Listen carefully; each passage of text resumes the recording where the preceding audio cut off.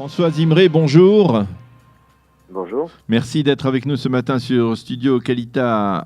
Nous avons le plaisir de vous parler après votre conférence, la conférence que vous avez donnée hier au campus francophone du Collège académique de Natania, sur un thème que vous connaissez bien et que vous maîtrisez parfaitement puisqu'il s'agit des droits de l'homme. Le thème exact était « Peut-on croire encore à l'universel ?» Vous avez été, je le rappelle, le premier ambassadeur français chargé des droits de l'homme entre 2008 et 2013 et vous êtes aujourd'hui ambassadeur de France au Danemark. Et je rappelle que vous avez été victime et vous avez échappé, on va dire, presque miraculeusement à un attentat en 2015. Je crois que c'était en février 2015, je ne me rappelle pas exactement la date, mais c'était à cette époque, c'était tout de suite après les attentats de Charlie Hebdo et de l'Hyper-Cacher. François Zimré, vous êtes en Israël. Lorsque l'on est en Israël et que l'on parle de l'universel à propos des droits de l'homme, qu'est-ce que cela veut dire, l'universel ? D'abord, je n'étais pas le premier ambassadeur de France en charge des droits de l'homme. Il y en a eu avant moi, il y en a d'excellents après. Et il y a un excellent ambassadeur de France en Israël pour parler des relations franco-israéliennes. Oui, notamment. Oui. Moi, je suis venu donc à titre personnel pour faire cette conférence et pour recevoir un prix des droits de l'homme. C'est une très belle surprise que m'a réservé le campus de Netanya, le prix René Cassin, qui me touche beaucoup. Et parce que je pense que c'est un combat très important, celui... Vous savez, René Cassin, c'était à la fois le rédacteur principal de la Déclaration universelle des droits de l'homme et le président de la Cour européenne des droits de l'homme, et c'était aussi le président de l'Alliance israélite universelle. Et c'est pas une coïncidence, enfin, c'est pas un hasard. C'est-à-dire que les valeurs que porte René Cassin sont aussi profondément les valeurs qui sont au cœur de la pensée juive. Et il y a une autre coïncidence qui n'est pas un hasard, c'est que 1948, c'est l'année de la Déclaration universelle des droits de l'homme, le texte le plus invoqué, malheureusement pas le plus appliqué. C'est aussi l'année de la création de l'État d'Israël. Donc oui, je crois au symbole. Et donc je pense que c'est pour moi une résonance particulière que dans ce campus francophone en français, on puisse parler de René Cassin, parler de ce message. Alors l'universalité, c'est quoi ? C'est une idée toute simple. On pourrait très bien en parler de façon théorique, philosophique, juridique. Mais c'est une idée toute simple. C'est l'idée qui figure dans le préambule de la Déclaration des droits de l'homme, qui est qu'il existe une famille humaine. C'est-à-dire que nous sommes tous frères. Du simple fait que nous sommes des êtres humains, nous avons droit à un socle de droits fondamentaux qui nous sont communs, quelle que soit notre religion, notre histoire, nos cultures. C'est vrai pour les Esquimaux, c'est vrai pour les Papous, c'est vrai pour les Juifs, c'est vrai pour les Arabes, pour les Européens, pour les Latino-Américains. Quelle que soit la latitude et l'origine et la culture, nous avons droit à la même dignité. Et ça, c'est une idée révolutionnaire. Mais cette idée révolutionnaire est si belle, qui a été conquise par des siècles de souffrance, de civilisation juridique, sous l'impulsion d'intellectuels, de politiques. Combien de sorcières a-t-il fallu brûler pour arriver à ce texte ? Et aujourd'hui, cette idée, elle est en recul. Et elle est menacée dans nos sociétés en général. À Israël, je ne sais pas, mais je le vois partout dans le monde. Elle est menacée par ce qu'on appelle le relativisme, le culturalisme, l'idée de dire oui, mais ici, dans cette culture, les droits de l'homme, c'est pas pareil, ou c'est pas exactement la même chose, notamment pour les femmes, ou bien nous avons des valeurs différentes.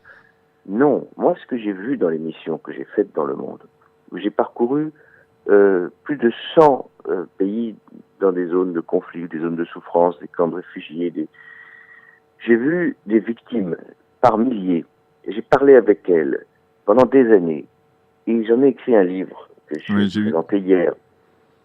J'ai vu partout le même visage, c'est le livre que vous avez publié en 2016. Voilà, j'ai publié ce livre, j'ai donné ce titre parce que quand je repense à toutes ces victimes, c'est comme si je voyais une seule personne. Quand je repense à ces mères rencontrées, que ce soit au Liban, en Tchétchénie, en Birmanie, au Congo, en Irak ou en Colombie, et en Algérie, les mères d'enfants disparus, en Argentine, c'est les mêmes gestes, c'est les mêmes mots, c'est le même regard. Elle vous parle avec la même souffrance. C'est la même façon de toucher du doigt la photo du disparu, de l'enfant ou du père disparu.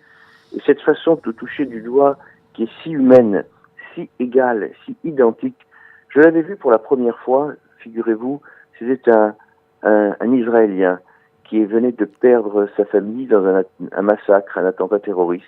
J'étais au Parlement européen à ce moment-là, et il touchait du doigt, pendant que nous parlions, il caressait le visage de ses enfants sur une photo. Eh bien, ce geste, je l'ai revu plusieurs fois.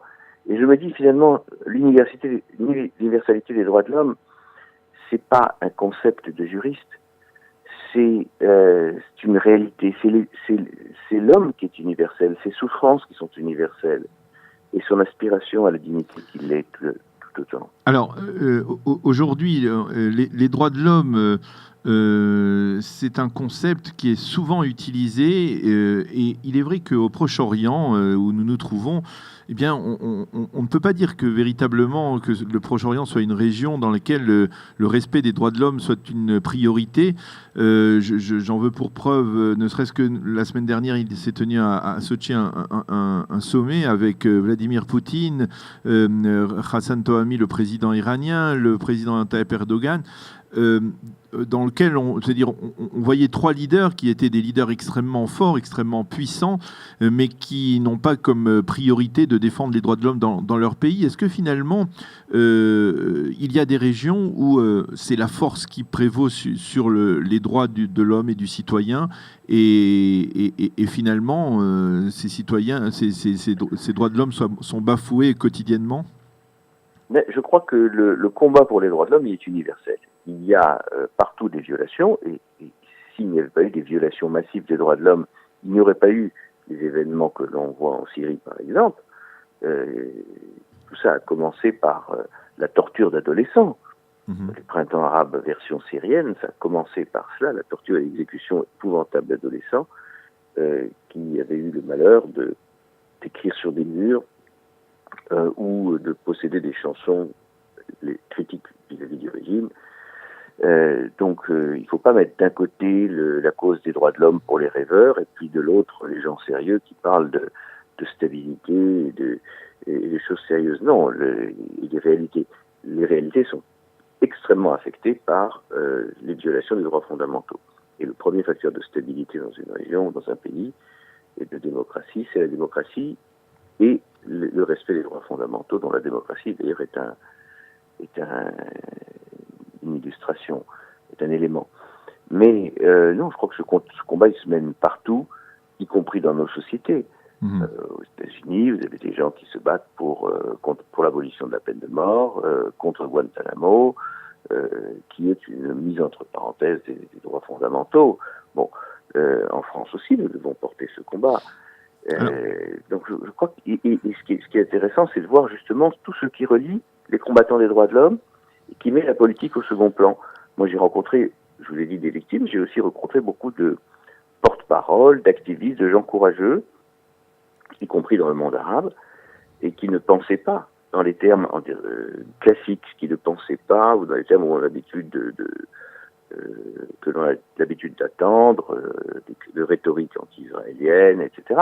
J'ai rencontré des intellectuels courageux, d'ailleurs, il y en a qui sont extrêmement connus, comme de grands écrivains. Regardez, Kamel Daoud, Oualem Sansal sont des personnalités en Algérie formidables, qui vivent sans protection, qui vivent en Algérie, qui sont publiés aussi là-bas. Oui.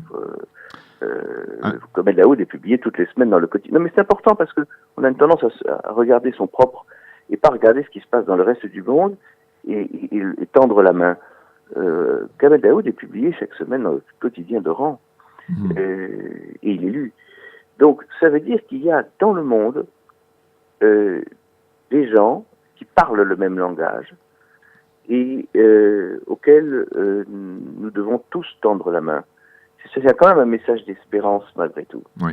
Alors, je voudrais peut-être qu'on parle un peu des droits de l'homme en Israël, parce que très souvent, dans la démocratie israélienne que vous connaissez bien, il y a une sorte de conflit entre les problèmes sécuritaires et le respect des droits de l'homme. Et c'est un conflit qui est aujourd'hui en train de se déplacer même en Europe, après les vagues d'attentats de Daesh de ces dernières années.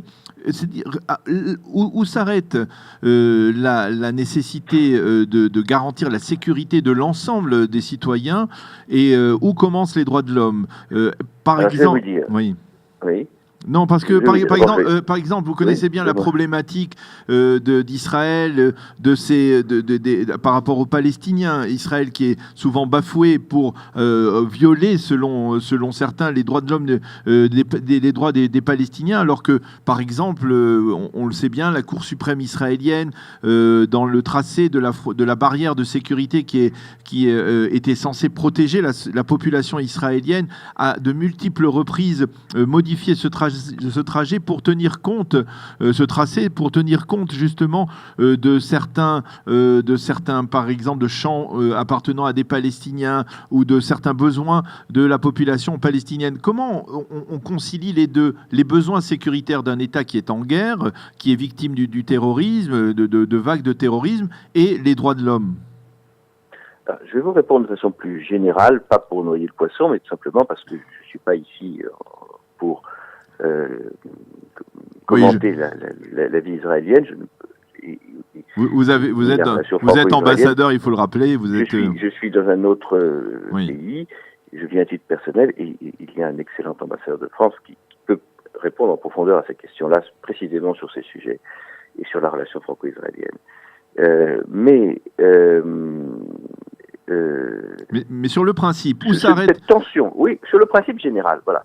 Cette tension, par exemple, entre des intérêts contradictoires, entre l'intérêt de sécurité et puis le respect des droits, du procès équitable, la présomption d'innocence, etc. Elle n'est pas propre à Israël. Elle existe en Israël, et Israël, je veux dire, maintient sa situation d'état de droit dans des conditions de pression considérables, et moi je sais ce que ça veut dire.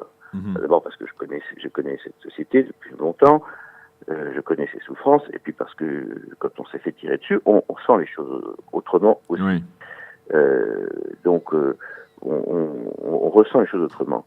Mais ce que je veux dire, c'est que les droits de l'homme, c'est pas une sorte de morale qui circule dans l'air et qui serait inspirée par je ne sais quel prophète et que l'on pourrait mettre entre parenthèses de temps en temps. Les droits de l'homme, ce sont des droits qui existent ou qui n'existent pas, qui sont appliqués ou qui sont violés. Et parce que ce sont des droits, c'est imparfait, parce que c'est le produit d'un compromis politique, en Israël comme ailleurs. C'est-à-dire que c'est effectivement partout, toutes les sociétés, y compris la France, nous avons été critiqués parfois pour la loi sur l'état d'urgence, parce que nous avons, nous aussi, eu à faire face à cela, cette tension entre l'exigence de sécurité et l'exigence de maintenir un état de droit. Donc c'est un défi qui est porté à toutes les démocraties. C'est pas propre à Israël.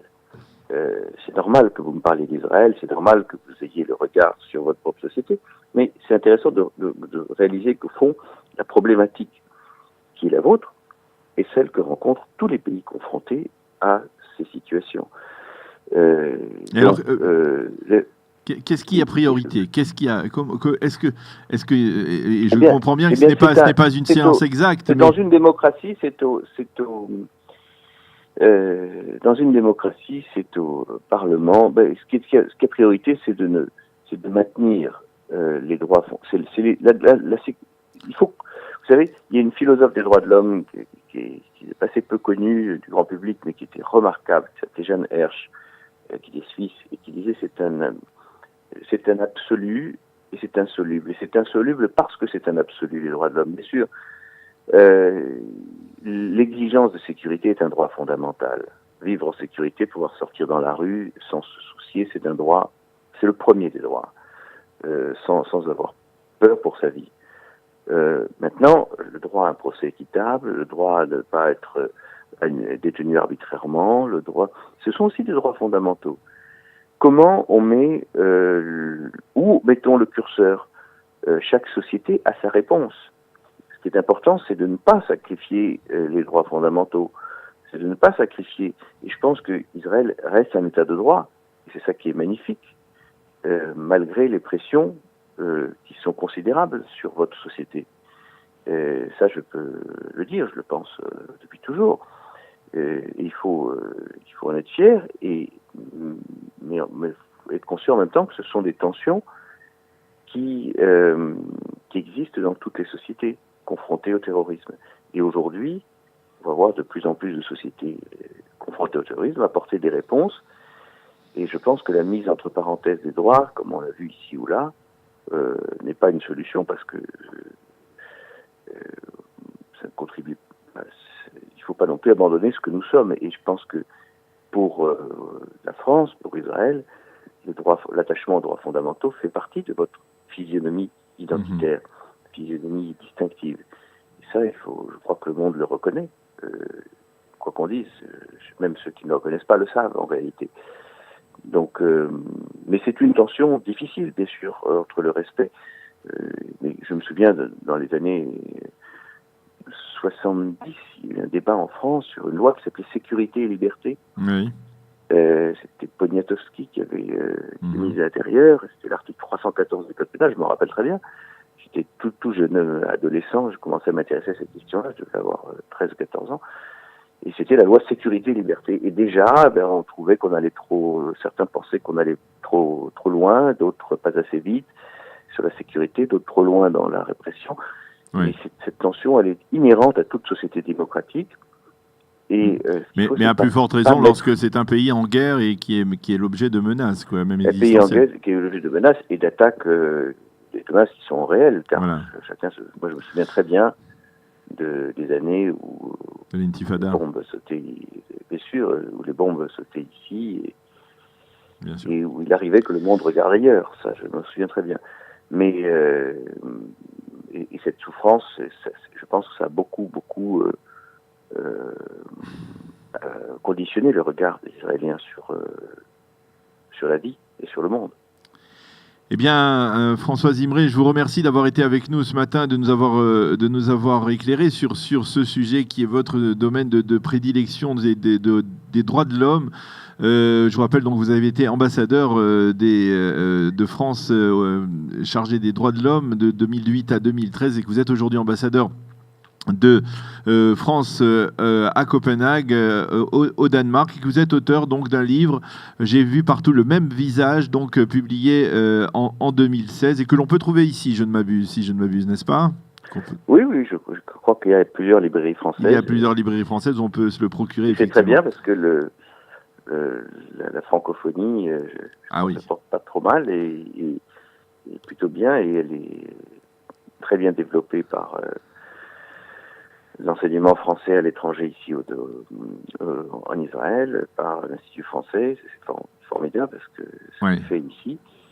Et je crois que c'est important, la francophonie, pour résister à la standardisation culturelle, parce que la globalisation, c'est aussi la standardisation et l'homogénéisation des cultures. Et c'est dommage, parce que là, on perd une énorme richesse. Donc, c'est important d'exister en français. Donc, c'est bien ce que vous faites. Merci beaucoup, François Zimré, d'avoir été avec nous ce matin sur Studio Kalita. Et bonne continuation dans votre mission diplomatique au Danemark. À bientôt. Merci, au revoir. Voilà, il est 8h28 sur studiokalita.com. Nous allons marquer une toute petite pause et on va retrouver Eliana Gurfinkel dans quelques instants pour sa chronique Un jour notre histoire.